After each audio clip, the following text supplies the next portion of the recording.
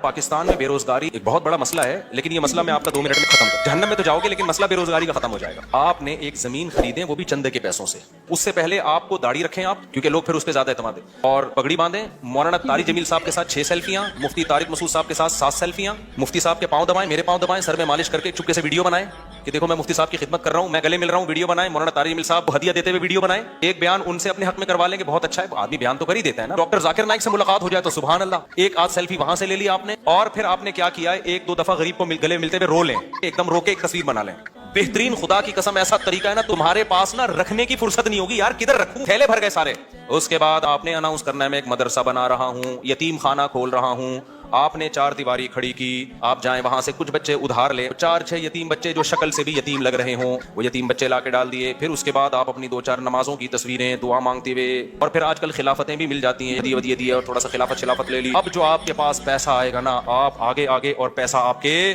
پیچھے پیچھے، لوگ کہیں گے یار یہ میری طرف سے بکرا، 10-10 20-20 لوگ بکرے لا رہے ہوں گے، 9 بکرے آپ کے گھر میں، ایک بکرا کاٹ کے بچوں کو کھلا دو، لوگ سمجھ رہے ہوں گے دیکھو بکرا کھلا رہا ہے نا، یہ لوگ یہ تھوڑی دے رہے ہوں گے کم بخت کھلا کتنا رہا ہے، اور 9 تو گھر میں پہنچائے ہیں اس نے، اور وہ قصائیوں سے ان کے رابطے ہیں، وہ بک رہے ہیں مارکیٹ میں، گاڑیاں بڑی بڑی لینڈ کروزر جیسی گاڑیاں، تیرا ابا تو سائیکل بھی نہیں چلاتا تھا، تیرے پاس اتنی بڑی گاڑی کہاں سے آ گئی، تو کون ہوتا ہے مجھ سے پوچھنے والا، وہ یہ جواب دے گا۔ ایسی لگژری لائف ہوگی نا، ان 6 یتیم بچوں کو ادھار لیا تھا واپس کر کے، اب سچی مچی کا یتیم آنا شروع ہو جائیں گے۔